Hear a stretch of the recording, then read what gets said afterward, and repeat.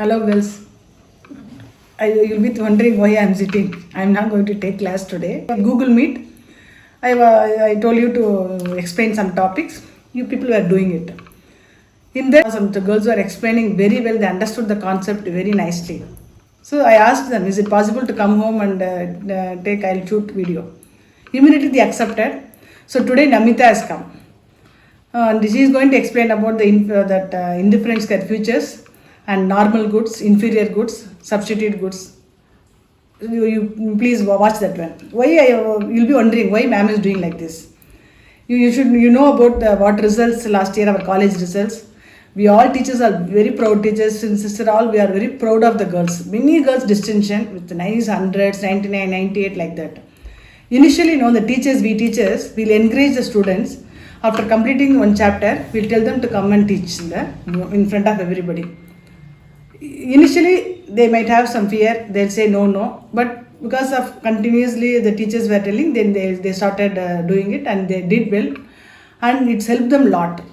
So like that, I want you people also to get nice marks and you have to bring glory to the college.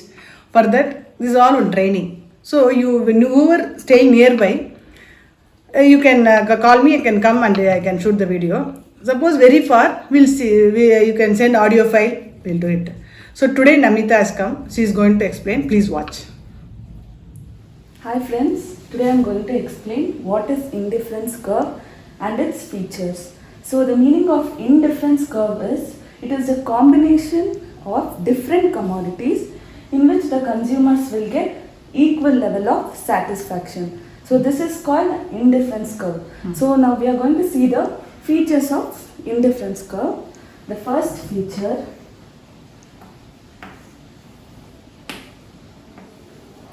indifference curve will always slopes downwards, that is from left to right.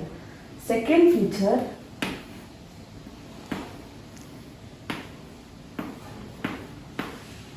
so here higher level of indifference curve shows the higher level of satisfaction, that is IC1, IC2, IC3. IC is nothing but indifference curve. So IC2 gives more satisfaction than IC1. So then IC3 gives more satisfaction than IC2. The third feature is indifference curve will never intersect each other because this shows an unequal satisfaction of the consumer. So now we will see the fourth feature. Indifference curve, it will never bulges. So this is the fourth feature of indifference curve. Fifth feature, an indifference curve will never be horizontal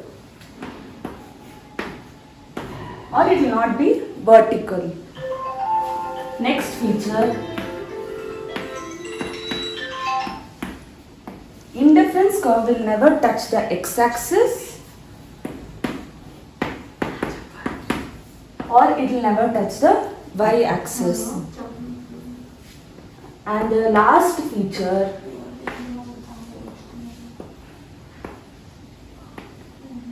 indifference curve will never be concave. It will always be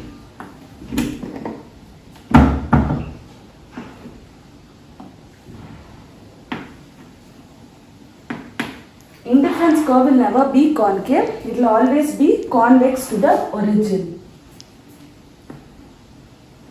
Because according to the law of MRS, that is marginal rate of substitution, the MRS will always decrease or it will diminish.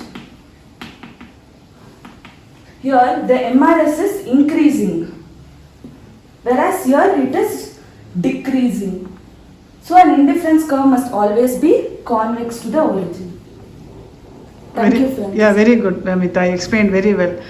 One more time, tell all the only headings of the features. From your head, no? Yeah. So the meaning of indifference curve is, it is a combination of different commodities in which the consumers will get equal level of satisfaction. And the first feature of indifference curve is, it will always slopes downward, that is from left to right. And the second feature is higher level of indifference curve shows the higher level of satisfaction, IC1, IC2 and IC3. Third feature is indifference curve will never intersect each other because this shows the unequal satisfaction of the consumer. Fourth feature is indifference curve will never bulges. And the fifth feature, it will never be horizontal or it will not be a vertical. Sixth feature, indifference curve will never touches the x-axis or the y-axis. And the last feature, indifference curve will never be concave to the origin. It will always be convex to the origin. Very good. Thank you, friends. Very good. Hi friends, now I am going to explain the difference between substitute goods and complement goods. Substitute goods and the complement goods.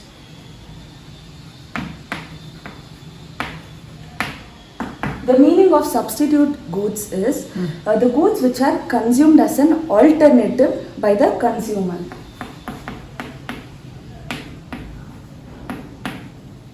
So this is called the substitute goods. The meaning of complement goods is the goods which are consumed together are called complement goods. For substitute goods, you can take the example as coffee and tea. So we will not consume coffee and tea together, but they are substitute for each other. Like today I may drink coffee and tomorrow I may drink tea. So they are substitute for each other. It depends on the consumer. Whichever you want, he or she want, they can prefer. Now the example for complement goods are tea and sugar. Now in tea, without sugar we cannot consume only tea. So tea and sugar both should be consumed together. This is called a complement goods. Other examples like bike and petrol, shoe and socks, pen and ink. Other example for complement goods. Now without petrol we cannot ride only the bike, or without only shoes we cannot wear without socks, and without ink we cannot write only with the pen. So these are the examples of complement goods. So now we are going to see the next point under substitute goods. So when the price of a good increases, the demand for its substitute good also will increase. So we can take the coffee and tea example. When the price of a coffee increases, the demand for a tea will also increase. And the next point under complement goods are when the price of a tea, when the price of a good increases, the demand for its complementary goods will decrease. So we can take tea and sugar example. So when the price of a tea increases, the demand for sugar will decrease. Next point under substitute goods are it moves in the same direction. The demand for a good moves in the same direction of its price. Here you can notice it is in the same direction, whereas in the complement goods it moves in the opposite direction.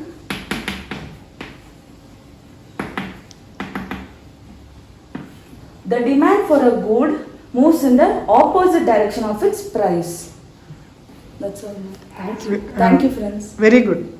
Nicely explained. Now I am going to explain the difference between normal goods and inferior goods.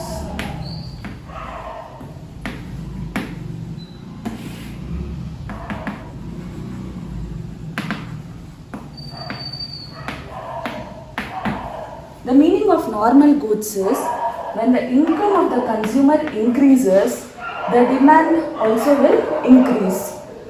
When the income of the consumer decreases, the demand will also decrease. Such goods are called normal goods. Now the meaning of inferior goods is when the income of the consumer increases, the demand will decrease. And when the income of the consumer decreases, the demand will increase. Such goods are called inferior goods. Now, we'll see the example for normal goods. Like most of the daily use goods like fruits, vegetables, cloth, household appliances,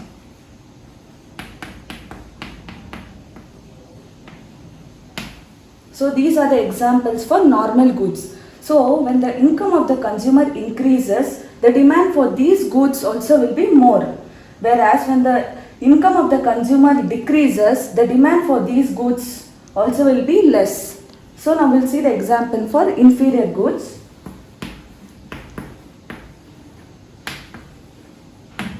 So the example for inferior goods are bus and car. If suppose my income is less, then I will prefer bus. Then the demand for bus is more. I am traveling to bus. Whereas when my income is more, then I'll purchase a new car.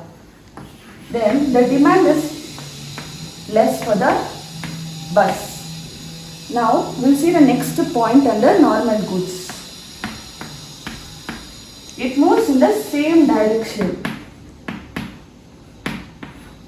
The demand for a good moves in the same direction of the income of the consumer.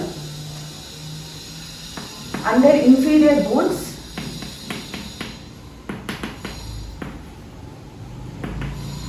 it moves in the opposite direction. The demand for a good moves in the opposite direction of his income. That's all. Thank you. Very good. Nicely explained. Thank you.